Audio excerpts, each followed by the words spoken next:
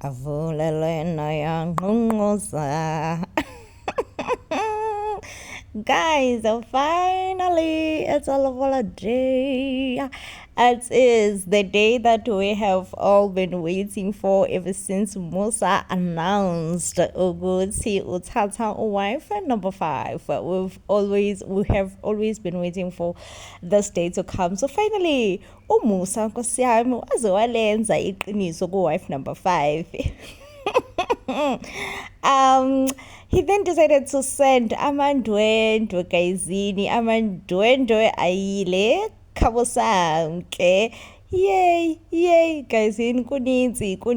You know, it's very worrisome ukuthi uMusa uyagula, but shame mandla uthi nje through it all nothing is gonna stop me from ukuthumela amandwendwe. Yay guysini, nangu sine nayo khona lapha kulobola negotiations.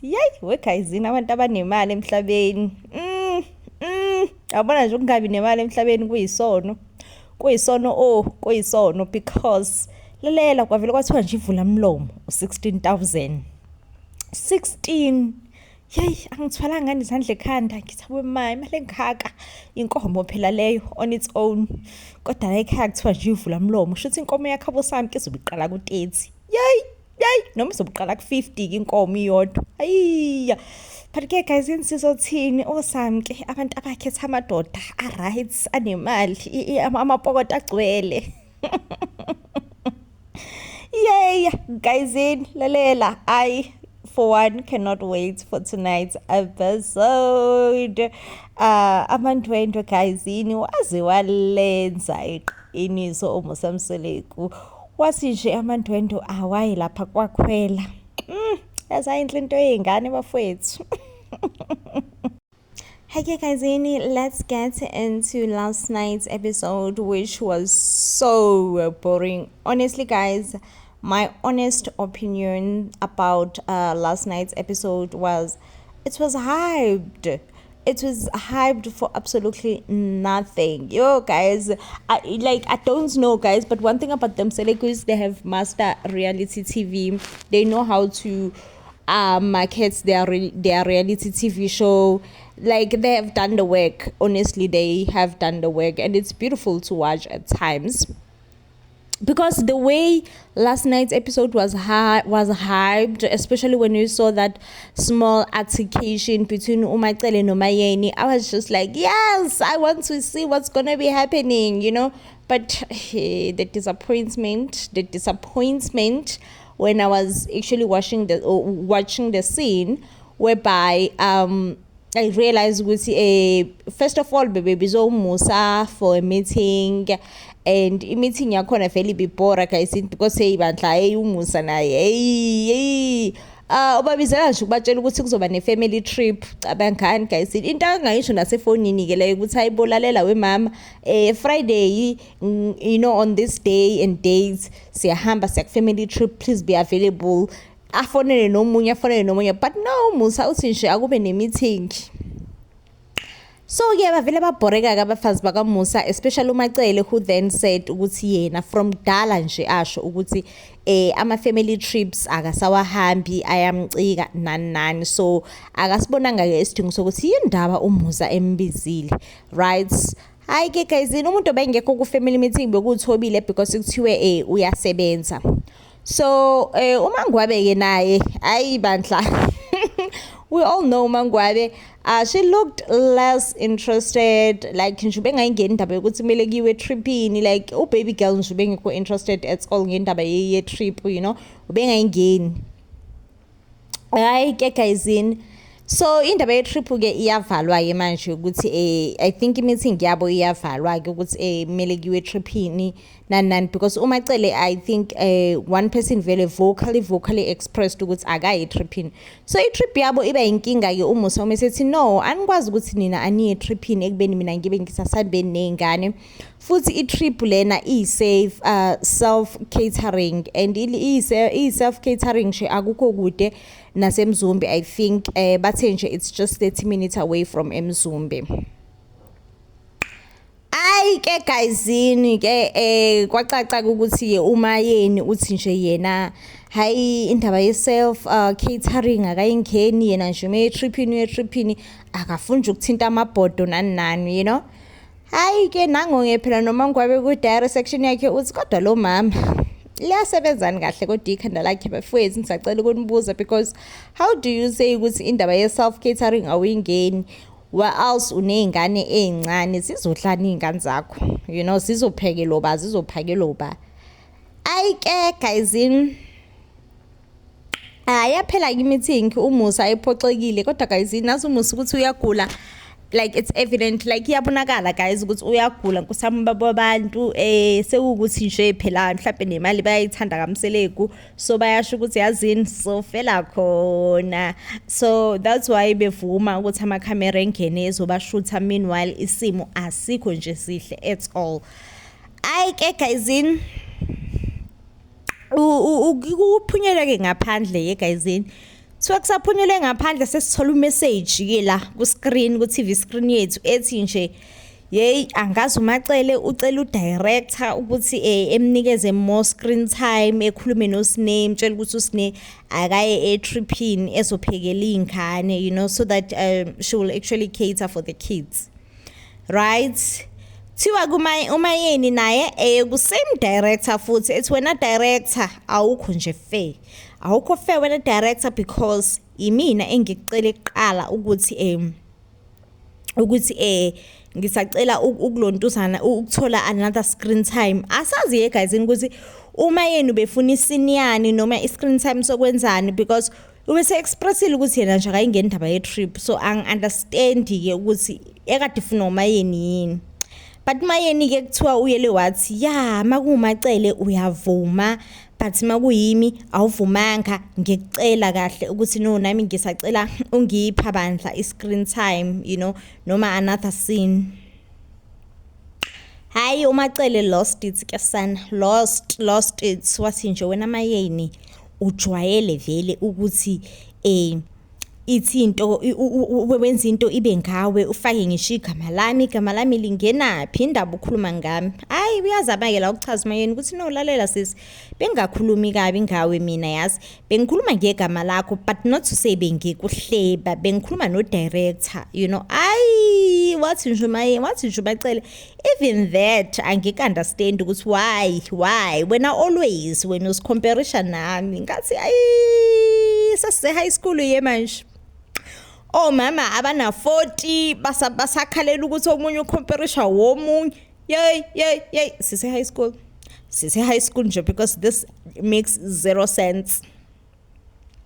Ayike umayeni naye wahluleka ukuthula, wathi nje hey mina ngicomparison nawe, mina nawe nje sithanda into engafani, cishe nje iyodwa into esithandayo ifanayo indoda le esishade nayo, otherwise asifani, asithandi nento efanayo. So nje angazi lokho ngempela ukuthi what do you mean when you say mina ngiscomparison nawe, yo. Hayi umayeni usethi kumacele futhi nje ungathathi into zakho osuka nazo angazi kephi uyilethe la uzoyithula, yo wajika badla shame umacele wajika ngomkhulu 360, wajika umacele wathi nje hey uzongicika Montuza, uzongicika, you know. Hayi guyzini ngithi yey if uMusa ubengekho bese sekuzobanjwana ngezandla, yey ngithi umangwabi uvele wayihlekela nje waqeda wahamba waya kwakho baby girl akangayingena lokwangempela. Hayi nangoku uMusa Nkosi yami sekumele kube uyena-ke ozoyenzani, ozolamula ukuthi no iyekeni lento lena, you know, iyekeni lokwangempela. Hayi ngithi umayeni guys bese seku 100 guys, bese seku 100. Anyway guys, about that scene, my honest opinion ukuthi umayeni ube wrong. Ngiyazi phela umayeni nimkhonzile guysini, especially nge-trend yakhe le yaso oshabeni nimkhonzile kwangempela, but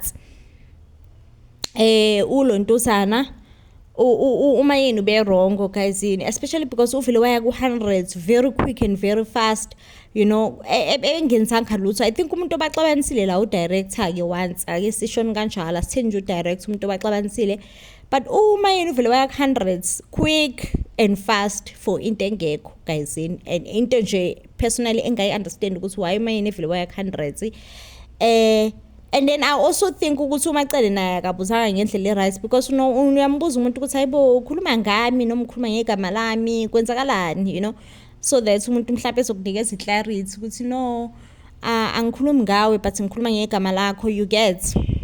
However guys, in my worry here umusa oyolobola ukhokhomeloni ukhokhomeloni guys umuntu ona 20 something where else amandla guys uyambona ukuthi awekho even ngisho nabafazi bakhe when they are arguing akakhona ngisho nanokubakhuza kahle ukuthi guys iniyeke lento yeni uyambona nje ukuthi umusa wabantu weak hey umusa ukuthi amzosheshe shona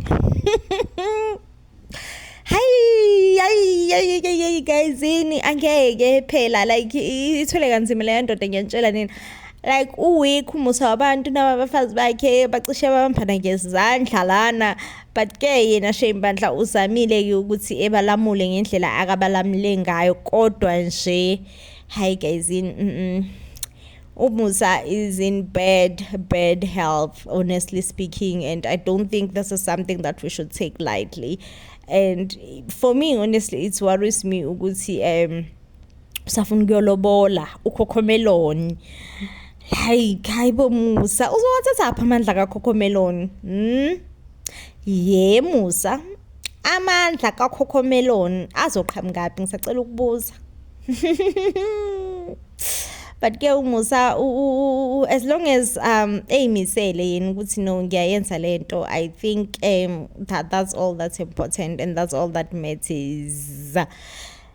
Yeah guys, like I said, I was so disappointed in ngesini kamacele benoma yeni, especially the way it was hyped, market and all that, as if like it's a big thing and it was not a wow, it was just NJ.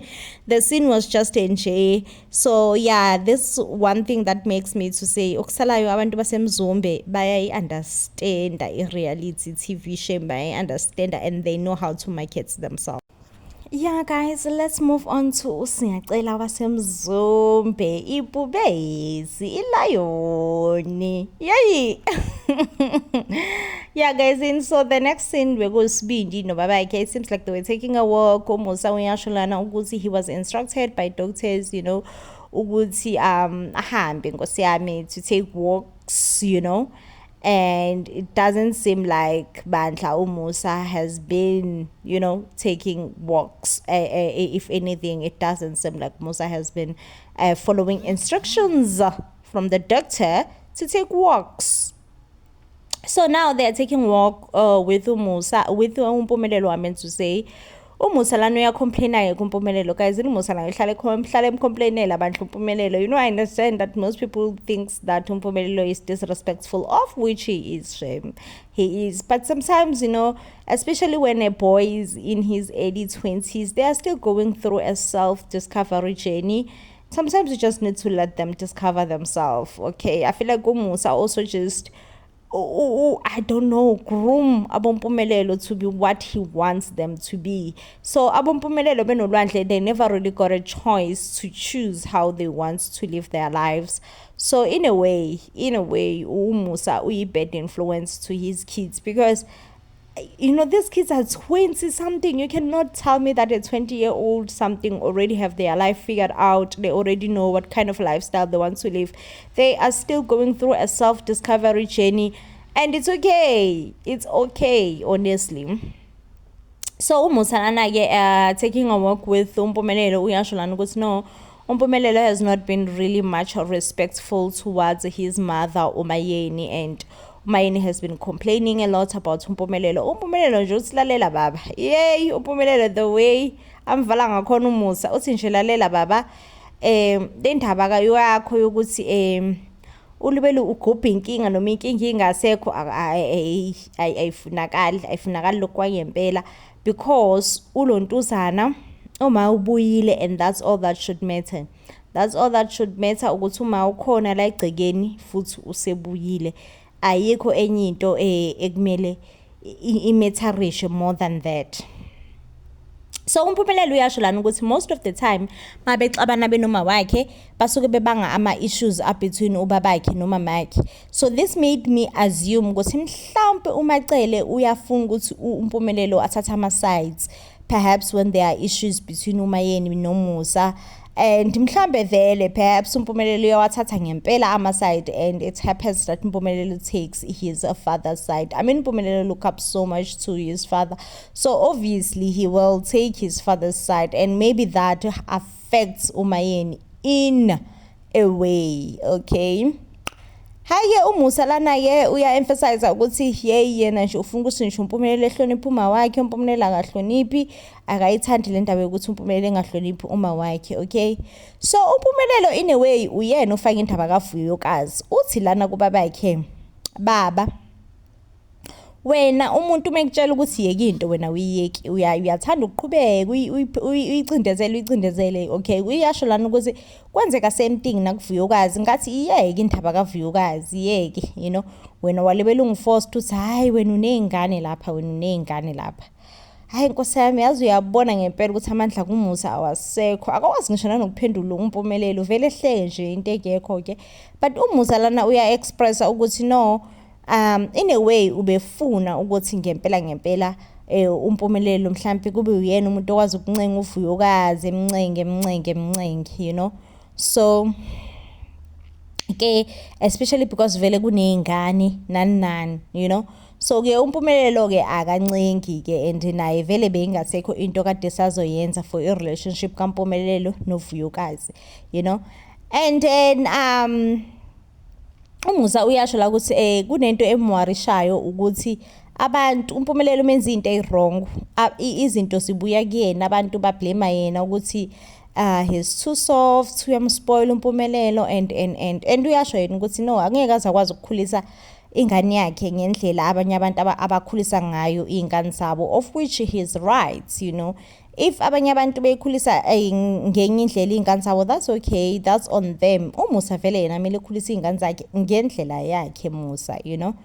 So angazi ke guys sebalana nokuthi waqasha amaloya ewaqashela uMphumelelo. I'm just like kodwa Nkosi yami lo baba ave segula, cause angi-understand ukuthi indaba yamaloya isingenaphi ke manje, you know. But ke ngizovele nje ngithi Nkosi yami uMusa akasekho right, so therefore because okunye bengasaka-understand as all. And then guys I think ke uMphumelelo lonto sana uVuyokazi wabazwisisa ubuhlungu abantu baseMzumbe ngokuthatha ingane zakhe uVuyokazi, and I think uMphumelelo uVuyokazi, I mean mase yithathile ingane zakhe, she alleges ukuthi uMhluphekazi akahlawulwanga ke. So uMusa ngelana I think he wanted to clear his name. Uyasho lana ukuthi no indaba yokuthi uMhluphekazi akahlawulwanga amanga alihlaza qwe. Umuntu ongahlawulwanga uNzulu, but uMhluphekazi uhlawuliwe, okay. uMphumelelo naye confirms ukuthi ubabakhe ube close so much noMhluphekazi, and so therefore uMhluphekazi umesehamba inhliziyo kababakhe ibebhlungu lokhu kwenge impela, you know. So uyasho ke lana ke uMusa ukuthi angeke nje besahamba beyohlawula uNzulu, because really it's pointless ukuthi khanjiwe kuyohlawulwa uNzulu, where else uLontusana uVuyokazi usazoqhubeka ehlale nezingane bengayibona abantu bakwaMseleku nani. So uyasho ke lana ukuthi yena nje he thinks that pointless ukuhlawula uNzulu, where else uNzulu still angeke bese bembone, futhi angeke bese bebe na relationship etheni noNzulu. Nango ke phela uMusa usethini encourage uMphumelelo ukuthi akaganwe, uthi nje naMphumelelo ngabe uyaganwa khona uzongisiza ukuthi sakhe lo muzi nani. Guys kodwa yazi uMphumelelo usazoyiphatha kabuhlungu ingane zabantu, and into ende sonke sizothi uMphumelelo umuntu omuphi. uMphumelelo mina the way ngimbuka ngakhona akekho as bad as we say he is. It's because impilo yakhe akakayiphili and akakayazi, because he is still young, he's 23, 24, and it's okay for uMphumelelo to go through a self-discovery journey at that age, okay. But how is he even gonna be able to discover ukuthi ubani uMphumelelo, uthandani, futhi ufuna ukuphila kanjani? enobaba obhizi omfaka under pressure ukuthi no mele sakhe umuzi, mele uganwe, mele this, mele that, mele that. Anyway, guys, I think this brings us to the end of the review. Now, if you do love and enjoy our reviews, we'll give this video a huge thumbs up. And guys, please comment down below. Do you all think Mpumelelo is as bad as we say he is?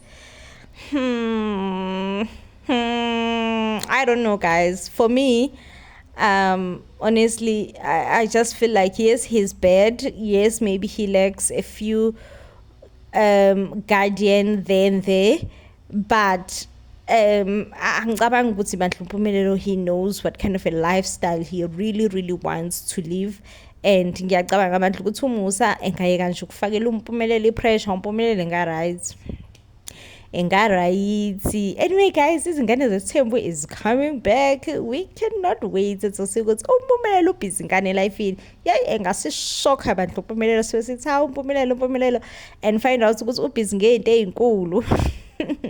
Anyway, guys, I will definitely see you on the next one when I'm coming back with more. Till then, please do stay blessed and I love you.